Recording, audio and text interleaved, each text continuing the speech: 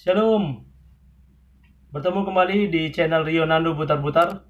Hari ini saya akan bercerita kepada anak-anak sekalian, anak-anak sekolah minggu di cerita di Jumat Ceria, ya. Cerita Jumat Ceria, kita akan berbagi kisah dari tokoh Alkitab, ya. Adik-adik tahu nggak yang namanya Gideon? Siapa yang tahu namanya Gideon? Ya, Gideon yang ada di Alkitab, ya, bukan tetangga kamu adik-adik, ya.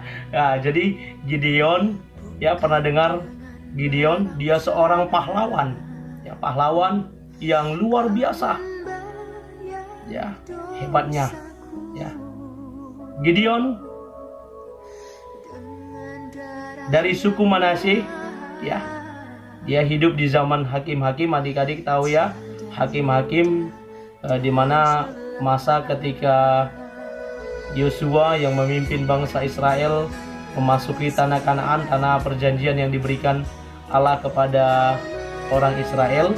Dan ketika masa kepemimpinan Yosua, masa kepemimpinan tua-tua yang hidup di zaman Yosua, setelah itu masuk ke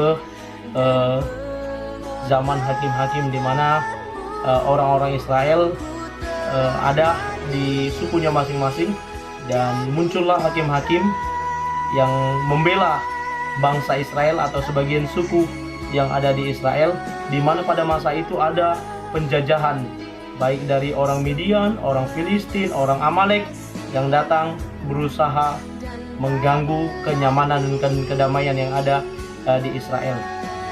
Ya, kita sampai di cerita Gideon. Gideon atau nama lainnya disebut Yerubbaal. Yerubbaal, ya. Dia yang paling terkecil dari suku Manasye ketika dia sedang berada di pengirikan di tempat di mana bangsa Israel bersembunyi-sembunyi di gunung-gunung. Ya, karena ada orang Midian, orang Amalek yang berusaha mengganggu mereka, merampas harta milik mereka. Jadi mereka harus bersembunyi-sembunyi.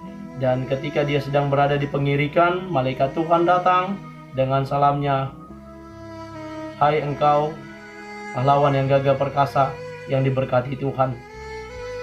Gideon dengan sedikit pesimis menjawabnya, "Ya, kalau saya dikatakan gagah perkasa, kenapa semuanya ini harus terjadi bagi bangsaku, bagi kami? Kami dijajah oleh bangsa Midian, bangsa Amalek, dan lain sebagainya. Mana yang diceritakan nenek moyang kami? Allah yang kuat, Allah yang perkasa, yang membela kami, yang menjaga kami, sehingga kami nggak harus seperti ini sekarang, tertekan batin, kami terjajah, kami susah, kami harus sembunyi-sembunyi, makan saja kami susah." Kurang lebih seperti itu komunikasi antara Gideon dengan malaikat Tuhan. Akhirnya dilanjutkan kembali. Gideon sadar dia diutus sama Tuhan. "Kamulah yang harus membela bangsamu," kata malaikat itu. Dan akhirnya Gideon mempersembahkan persembahan kepada malaikat Tuhan yang datang kepadanya, yang mengolah kambing domba, dia mengolah tepung untuk dipersembahkan kepada malaikat Tuhan. Dan akhirnya itu diterima. Malaikat itu mengulurkan tongkatnya, lalu persembahan itu diterima. Dan selanjutnya Gideon juga membuat tanda, ya, meminta tanda kepada Tuhan. "Betulkah aku ini dipanggil oleh Tuhan untuk membela bangsaku, untuk mengalahkan orang Midian? Benar enggak, ya?" Suatu ketika lagi, ketika dia berada di pengirikan, dia minta tanda sama Tuhan.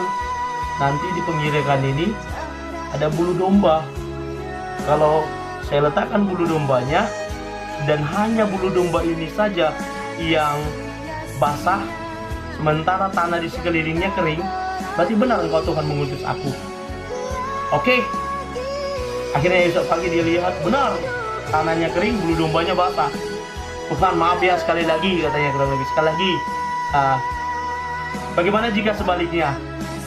Bagaimana jika sebaliknya bulu domba ini kering dan tanah sekitarnya basah?" Dan itu benar terjadi, keesokan harinya. Akhirnya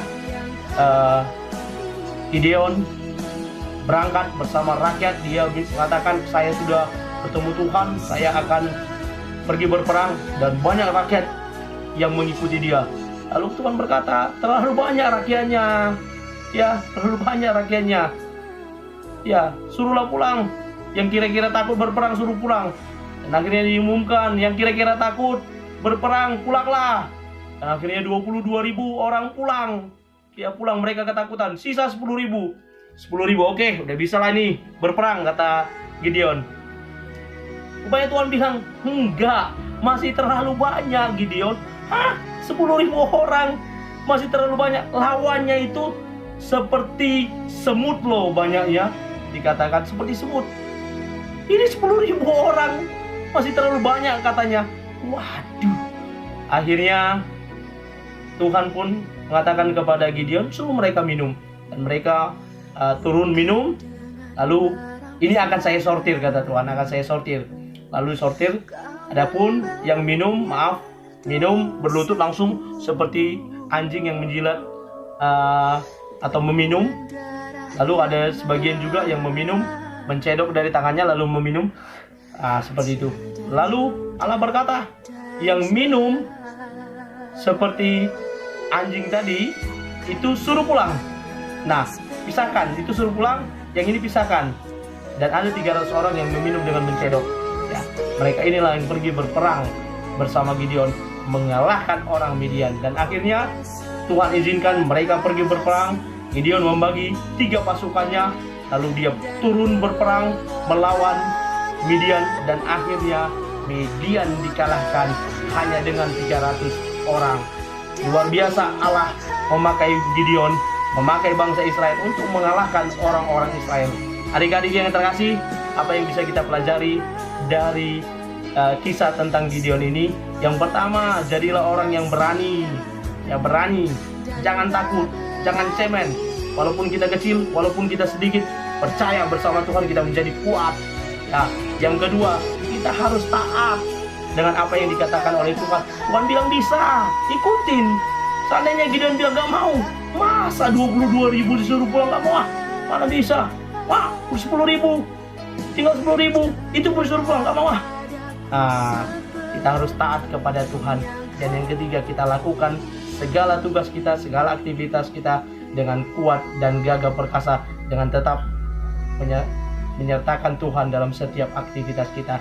Kiranya Tuhan memberkati kita. Shalom.